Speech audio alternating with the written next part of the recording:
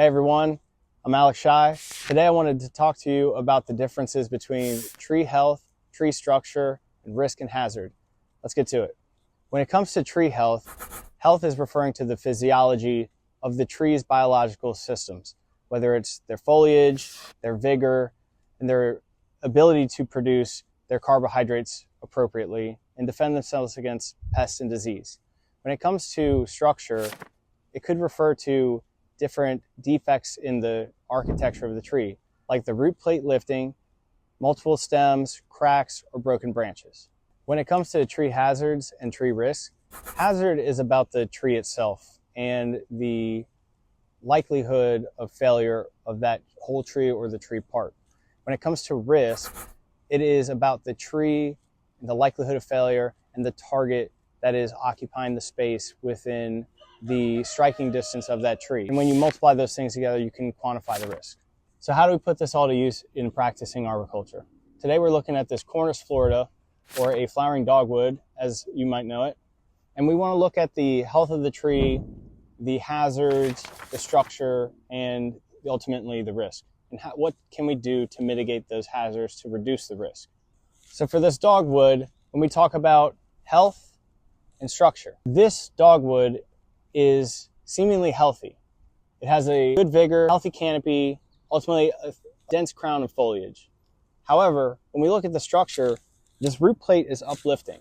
This was caused by ultimately a couple different things. It could have been just the overall weight of this old wagon wheel laying on it. Could have been caused by storms. It could have been caused by mechanical injury.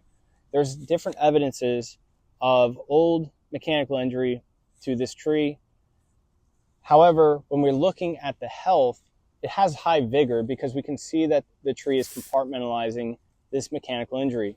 You can see the new wound wood growing here. This isn't evidence of a failure, but the tree ultimately is healthy. So how do we correct the structurally unsound yet healthy tree to mitigate the hazard and reduce the risk? The hazard that this tree poses is that it could likely fall over in a heavy storm if we don't brace this tree so that it does not completely uproot. Because this tree is so small in that it is in an open front yard area, although it is next to a driveway, it could be considered a low to medium risk depending on the frequency of targets that are in its area within the striking distance. So as I talk to my clients and let them know about the potential hazards, health, and structure of the tree, it's their risk that we have to determine and what their action threshold is. If they want no risk at all, then we have to prescribe removal. But if we could prescribe something that would lower the risk to them to negligible or even to below their action threshold, then this is where plant health care comes into play. My first recommendation, since this tree is healthy and it is not a high risk situation, we could stabilize the root system by installing props or a guy wire from tree to ground. This would look like an anchoring system, 1/3 to 2/3 up the height of the tree, and then no closer than the distance of the height at which it is anchored. We could anchor that to the ground to reduce the risk of failure. Another option that we could offer is to do a light crown reduction to remove some of the end weight of these branches.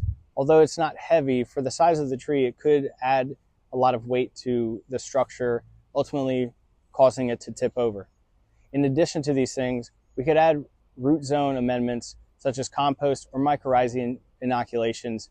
That way we could strengthen the root system to make sure that it is anchored well once it has settled back in with the prop or the guy wire.